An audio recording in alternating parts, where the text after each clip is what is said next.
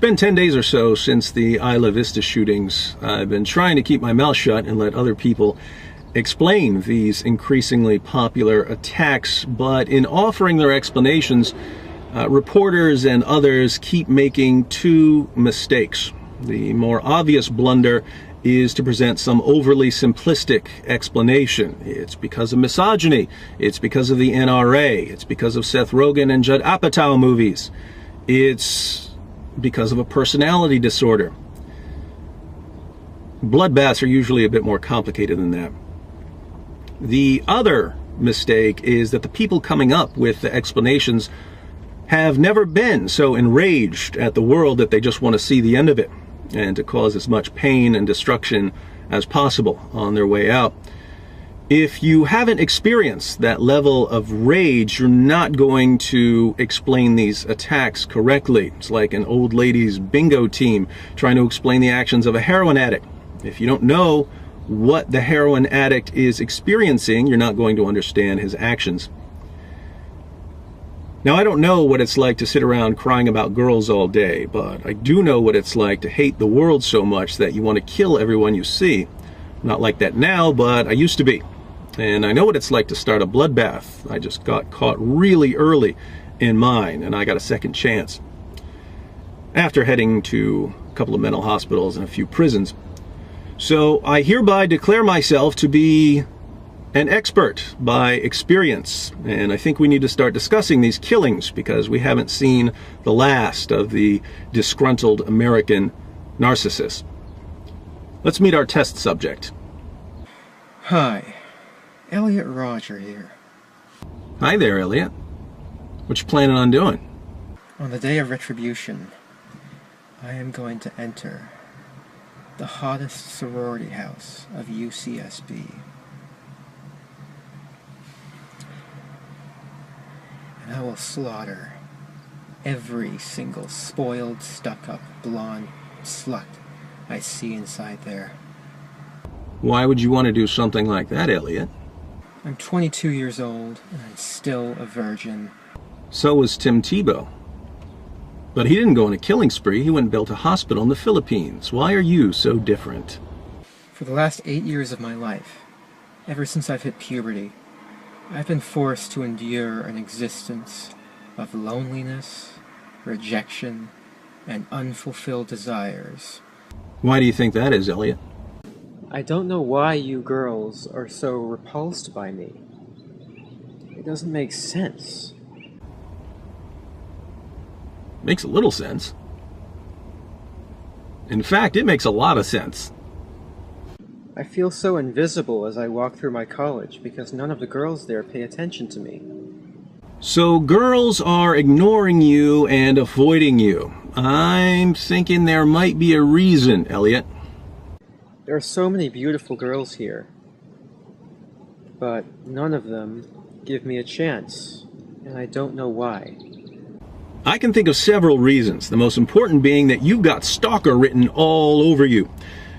Girls have stalker alarms, so any girl who's around you can sense that if she pays the slightest attention to you, you'll become obsessed with her. And when she eventually tries to avoid you because of your perverse obsession, that's when you'll turn into Jack the Ripper. I'm beautiful. You can't deny that. You suffer from narcissistic personality disorder. I'm civilized. If by civilized you mean really, really creepy, I agree with you completely, Elliot. Intelligent. Whiny? Sophisticated. Spoiled? I'm such a magnificent guy. Even the way you drink coffee is creepy. Oh yeah, that's nice. You make this creepy face all the time. The way you laugh's no picnic either.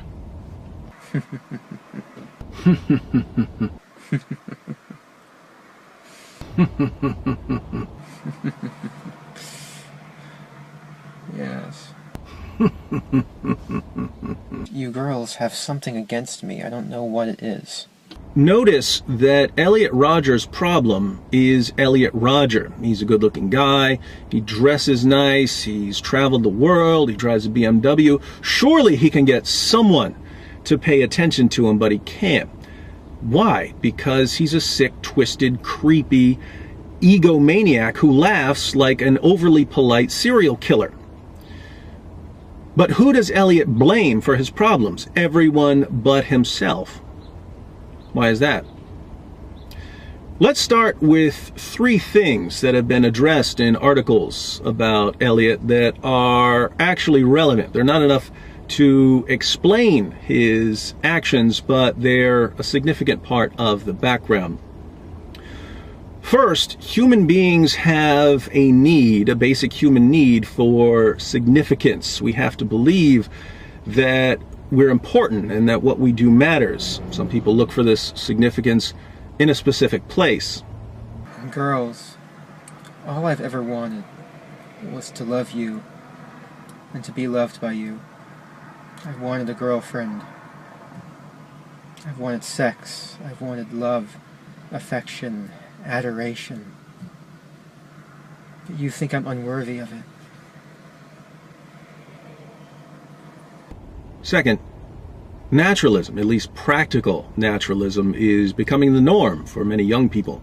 Naturalism is the view that the natural world is all that exists. Even if you believe in God or something supernatural, you might still be a practical naturalist in that it doesn't make any difference to you. Now, you can live a perfectly normal life as a practical naturalist, but if that happens to be your worldview, whatever significance you're going to find, it has to be something you find in the natural world, because there's nowhere else to go. So if you don't find your significance in this world, you don't have much to live for. Do you know how much misery you've caused me? Third, it's been pointed out that we now live in an entitlement culture. You deserve whatever anyone else has. If that guy over there is rich, you should have that too. If that kid over there gets a trophy, you should get one too. And if someone has more than you have, that must be a bad person, because you deserve it just as much as he does. And if he's not sharing, well, he must just be evil. He must be evil if he's withholding what is rightfully yours. The sense of entitlement we're familiar with usually has to do with finances. Elliot simply applied it to girls and concluded that he deserved as many girls as anyone else. Since no one gave him what he rightly deserved, the world seemed unjust. It's an injustice, a crime. It's not fair. It's not fair. It's such an injustice. Those 3 background factors are important, but they need to be amplified if they're going to end in a massacre rather than in a suicide. Narcissism was the great amplifier for Elliot. Human beings need significance. The narcissist needs much more significance. Naturalists need to find their significance in this world. Narcissists need to be the center of attention in this world. People have a sense of entitlement. The narcissist is entitled to much, much more. Elliot was like the star in his own little solar system, but instead of viewing other people as stars in their own systems, he wanted them to be planets orbiting him. He wanted an heliocentric universe, and when people refused to orbit him, he got angry. You girls have never been attracted to me. I don't know why you girls aren't attracted to me, but I will punish you all for it. So Elliot's angry. Lots of people are angry. You might be angry. But it's what happens next that decides whether you become a killer or not. If you don't have many friends because you tend to creep everyone out, you have plenty of time to sit around and think. I've been doing a lot of thinking about how sad and unfair my life has been. And what do you think about? You think about how wrong everyone is for not doing what they should do. You think about how they should be punished for their crimes. You think about punishing them yourself, giving them what they deserve. You denied me a happy life, and in turn, I will deny all of you life. There's a kind of pleasure that comes with this mental justice, fantasizing about being more powerful than those who've wronged you, imagining yourself punishing the wicked. It's a pathetic pleasure, but if it's all you have, you'll soon be sitting around thinking about torturing and murdering people all day long. And after a while, your desire for vengeance will be just as strong as your desire for whatever else it was that people withheld from you. In Elliot's case, lots of girls and sex. Now, you don't just have a desire for girls, you have an equally strong desire for retribution.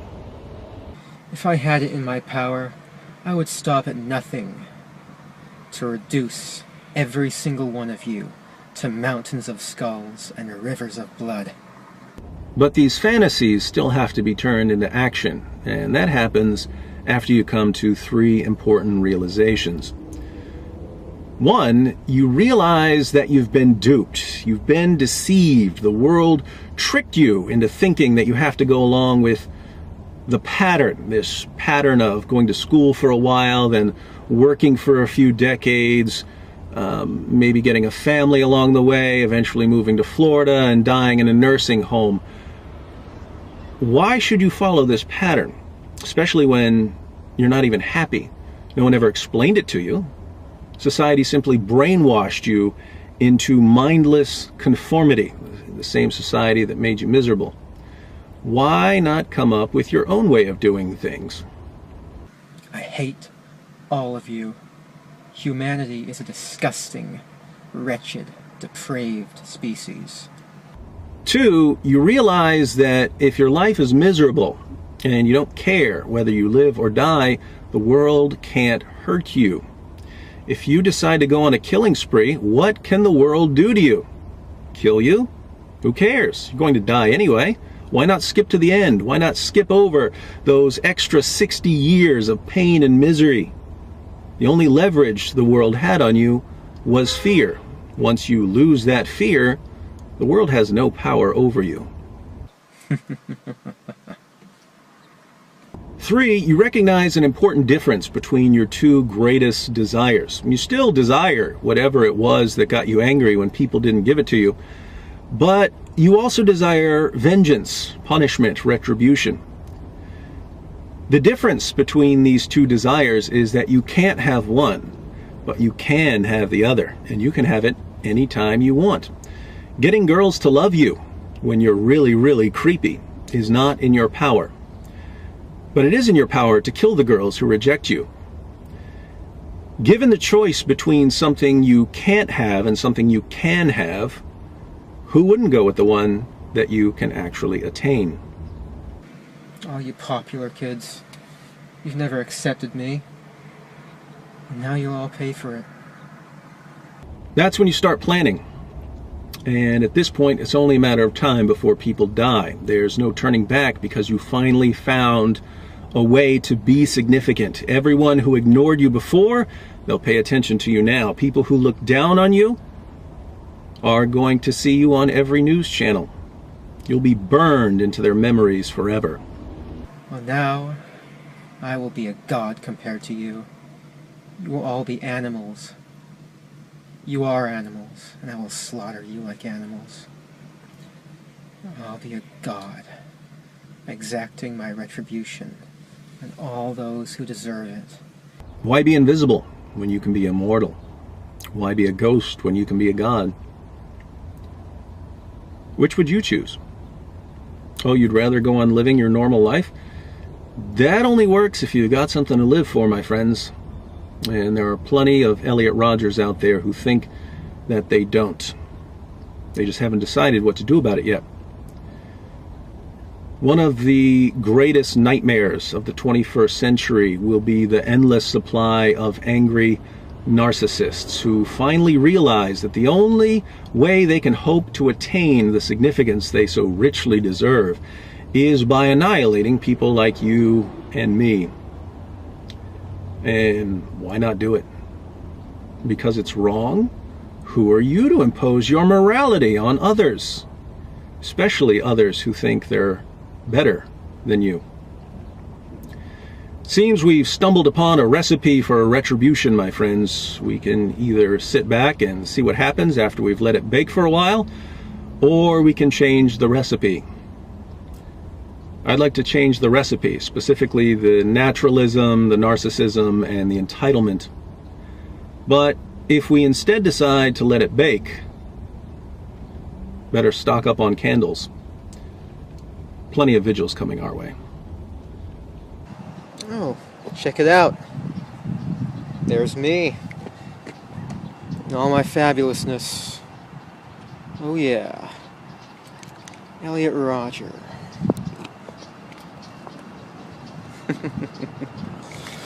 I am so awesome.